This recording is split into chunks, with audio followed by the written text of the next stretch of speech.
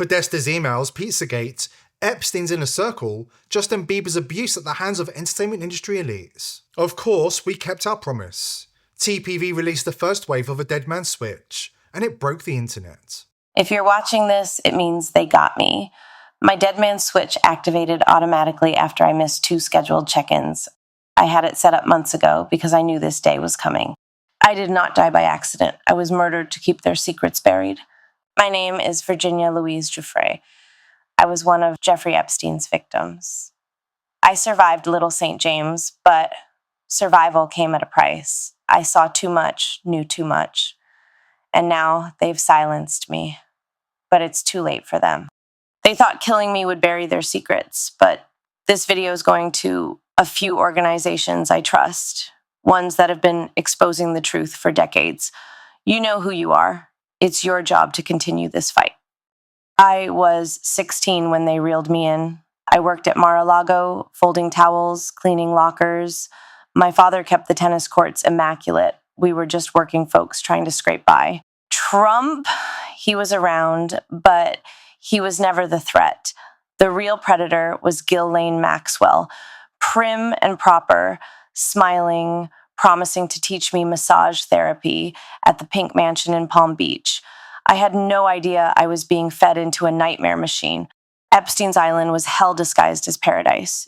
You've heard some names linked to him, but those are just the sacrificial pawns. The real players, the ones they've protected at all costs, are still hiding in plain sight.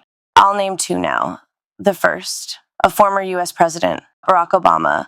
Publicly, he's revered. Privately, he was one of the worst. He wasn't there for the girls. He was there for the island boys. Young boys, trafficked and groomed. I saw him more times than I can count, always without his Secret Service detail, sometimes with his Hollywood friends, George Clooney and Tom Hanks.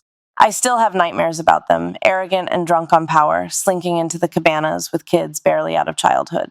The second, Bill Gates, the billionaire philanthropist, loved by the media, hailed as a savior. We called him the benefactor, and we used to dread seeing him naked. But he didn't come to party. He came to experiment. Genetic experiments, human experiments. I saw him inject a young girl with something they said was a genetic enhancement. She was younger than me, strapped to a table, terrified, treated like a lab rat while they muttered about seeding the future of the species. These men think they are gods, playing with life like it was theirs to own. I'm telling you now, Epstein isn't dead. They staged his death because he was too valuable. He held blackmail on some of the most powerful people on Earth. Files, videos, confessions. They couldn't risk him talking, but they also couldn't risk him gone, so they hid him.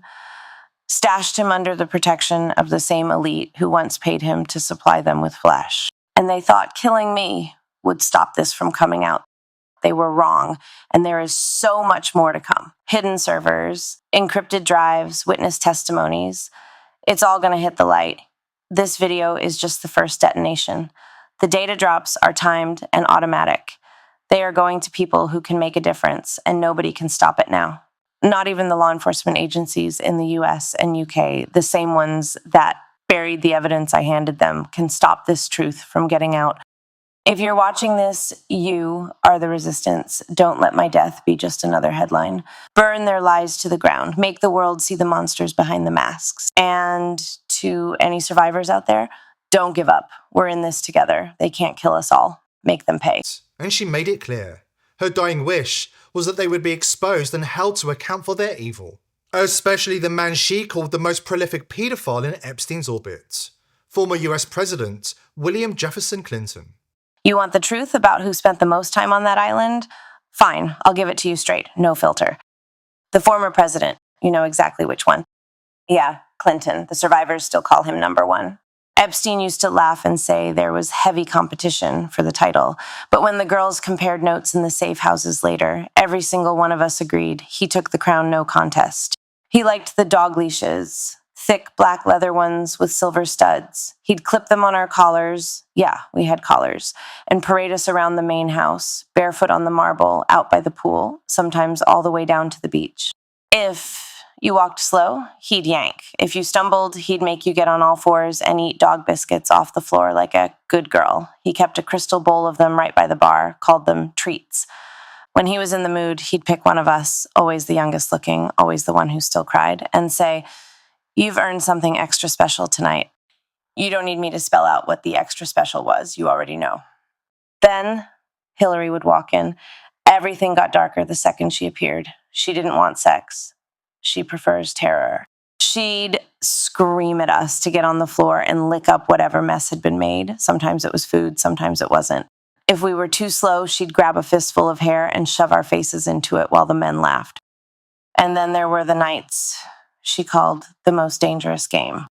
They'd release us into the trees with a 10-minute head start, barefoot, no clothes. She'd be waiting in a golf cart with a hunting rifle across her lap.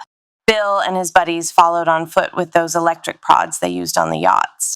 If he caught you first, you were dragged back and degraded in ways that used to wake me up screaming.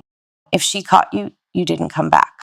Most times, she didn't even bother getting close. She'd just take the shot from 50 yards and watch through the scope while you bled out on the leaves. That's who they were on that island. That's who they still are. And every time you see them smiling on television, remember, most of us never came home.